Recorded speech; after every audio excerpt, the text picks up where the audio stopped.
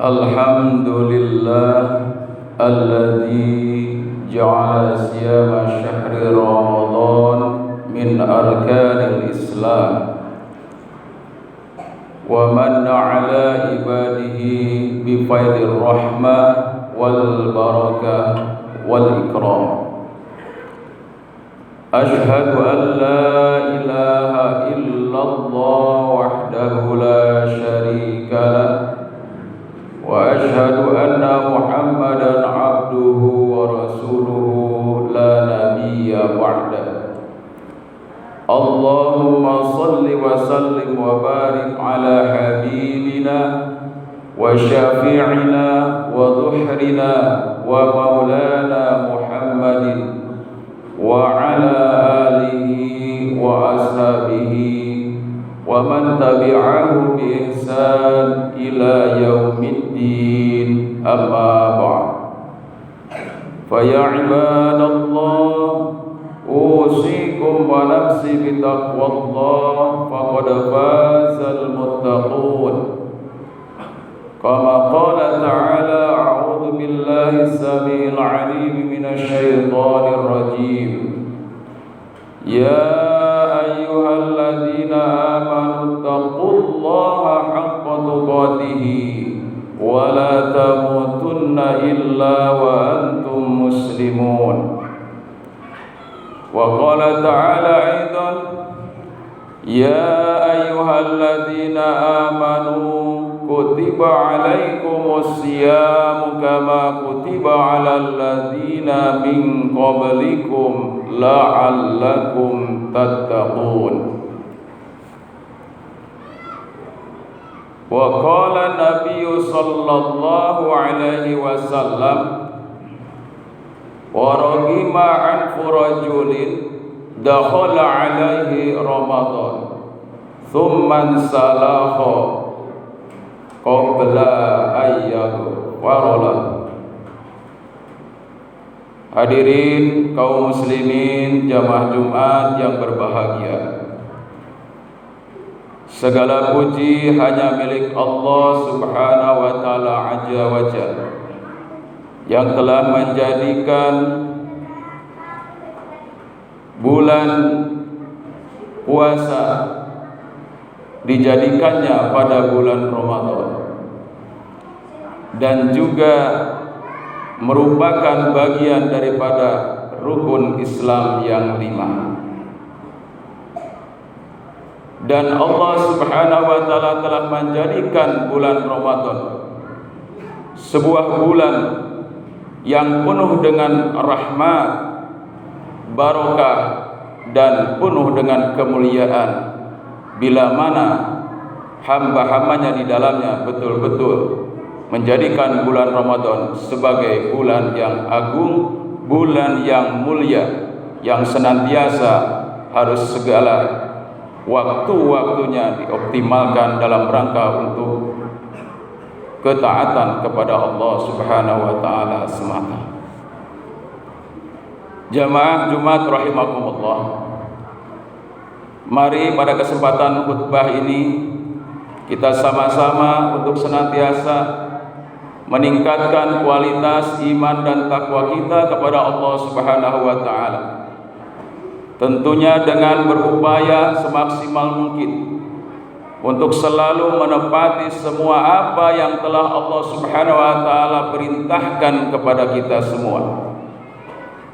Karena Allah subhanahu wa ta'ala tahu akan kemampuan dan kesanggupan terhadap pelaksanaan perintah-perintah Allah subhanahu wa ta'ala.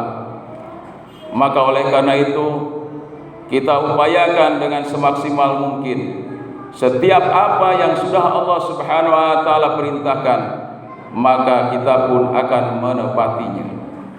Pun sebaliknya, mari kita berupaya dengan sekuat tenaga untuk tidak melakukan pelanggaran-pelanggaran, alias kita melakukan larangan-larangan yang sudah Allah subhanahu wa ta'ala tentukan di dalam Al-Quran. Maka dengan itu insya Allah kita akan terbebas dari dosa-dosa dan kesalahan, dan dengan itu pula insyaallah kita akan dipelihara dan dimantapkan keimanan dan ketakwaan kita hingga ajal menjemput. Hadirin jamaah Jumat yang berbahagia, pada hari ini menurut tanggalan Hijriah 1443 Hijriah, kita sudah memasuki penanggalan 29 Sya'ban. Maka oleh karenanya kita perlu untuk senantiasa mempersiapkan diri secara lahir dan batin untuk menyambut kedatangan bulan yang sangat suci dan diagungkan oleh Allah Subhanahu wa taala. Dari 12 bulan yang telah Allah berikan kepada manusia, ada satu bulan sebagai bulan yang paling agung, yaitu Ramadan. Jamaah Jumat yang berbahagia, Baginda Rasulullah sallallahu alaihi wasallam bersabda, "Ragima anfu rajulin dakhala alaihi Ramadan, thumman salaha qabla an yaghfara lahu." Merugilah seorang manusia ataupun hamba yang mana dia telah masuk kepada dirinya bulan suci Ramadan, kemudian sampai Ramadan itu berlalu, dosa-dosanya tidak diampuni oleh Allah Subhanahu wa taala. Jamaah Jumat yang berbahagia, maka oleh karena itu para ulama banyak memberikan satu keterangan di dalam kalimat ragima anfun, di mana di situ maksudnya adalah bahwa setiap seorang yang memiliki hidung, yang hidung itu adalah terletak di dalam jasad kita itu pada tempat yang sangat mulia, tempatnya tinggi. Namun tatkala dia masuk kepada bulan Ramadan, sungguh hidung ini selalu berada di tempat yang sama dengan tempat yang ada di jasad kita yang paling rendah, yaitu telapak kaki kita. Ini adalah sesuai juga dengan salah satu hadis yang senada, "Man shoma Ramadhana imanan wa ihtisaban, ghufira lahu ma taqaddama min dzambi." Barang siapa yang berpuasa Ramadan karena penuh dengan iman dan juga perhitungan, maka dia akan diampuni dosa-dosanya yang lalu. Bahkan ada juga dengan kalimat yang senada dalam suatu hadis, "Man qama Ramadhana imanan wa ihtisaban, ghufira lahu ma taqaddama min dzambi." Barang siapa yang mendirikan, yang memakmurkan, yang memaksimalkan waktu-waktunya bulan Ramadan, baik siang harinya maupun malam harinya, dalam rangka untuk beribadah kepada Allah Subhanahu wa taala, maka pasti diampuni dosa-dosa dan kesalahannya yang telah lalu. Jamaah Jumat rahimakumullah, mari kita muhasabah diri.